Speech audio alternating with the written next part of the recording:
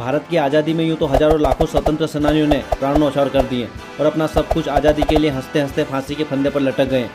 लेकिन एक नाम ऐसा भी है जो आज के युवाओं को हमेशा मोटिवेट करता रहेगा और देश के लिए कुछ कर गुजरने का जज्बा पैदा करता रहेगा। वह नाम है नेताजी सुभाष चंद्र बोस। उनका एक वाक्य है, हम मिटते हैं तभी देश खड़ा होता है। ऐसे थे मिट्टी के लाल नेताजी सुभाष चंद्र बोस। नेताजी ने अपना सब कुछ देश की आज़ादी के लिए दांव पर लगा दिया था। इसी बीच देश में आज़ादी के दीवानों के कई संगीत और नारे प्रसिद्ध हुए। उनमें से नेताजी का एक वाक्य आज भी नौजवानों की जुबान पर होता है, तुम मुझे खून दो मैं तुम्हें आज़ादी दूंगा। तो चलिए आज नेताजी सुभाष चंद्र बोस के बारे में समझते हैं। क्या होता अगर नेताजी स्वतंत्र भारत के प्रथम प्रधानमंत्री होते? क्या पाकिस्तान अस्तित्व में आता और भारत का भविष्य कैसा होता?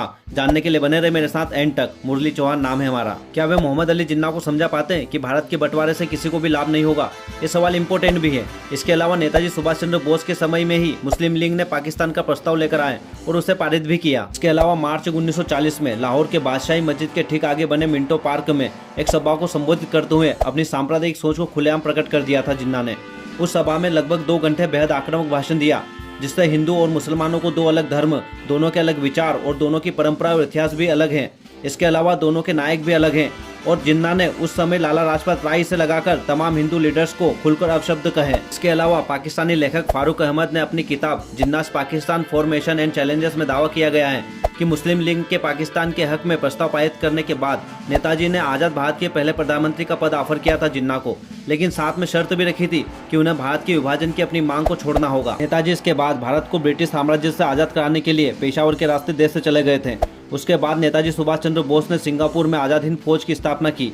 इसके बाद 1943 में दिल्ली चलो का नारा भी दिया। हिंदू मुस्लिम एकता के सवाल पर नेताजी और जिन्ना के बीच 1938 में लेटर वार भी चला था। नेताजी ने 25 जुलाई 1938 को जिन्ना को लिखे अपने खत में साफ साफ कह दिया था कि अखिल भारतीय मुस्लिम लीग घोर सांप्रदायिक संगठन है और इसमें सिर्फ मुसलमानों को ही सदस्यता मिल सकती है। इसके बाद जिन्ना ने तल्ख अंदाज में लिखा, बेशक मुस्लिम लीग भारत के मुसलमानों की एकमात्र सियासी जमात है और यही उनके अधिकारों के लिए लड़ती है। अब आप खुद सोचिए कि अगर नेताजी की मृत्यु नहीं होती तब उनकी जिन्ना के 16 अगस्त 1946 के डायरेक्ट एक्शन को लेकर किस तरह की प्रतिक्रिया होती, क्योंकि जिन्ना ने 16 अगस्त 1946 के लिए डायरेक्ट एक्शन की घोषणा की थी।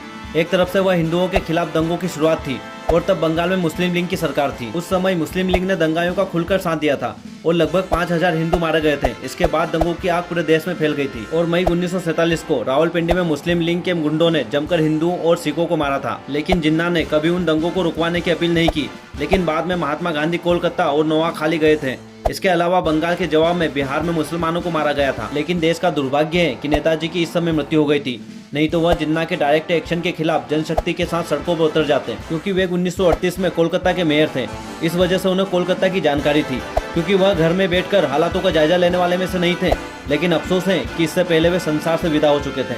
लेकिन अगर वह जिंदा होते तो भारत का इतिहास कुछ और होता। और ऐसे ही देश विदेश से जुड़े रोचक वीडियो देखने के लिए चैनल को सब्सक्राइब जरूर कर दें। तब तक के लिए मिलते हैं नेक्स्ट वीडियो में।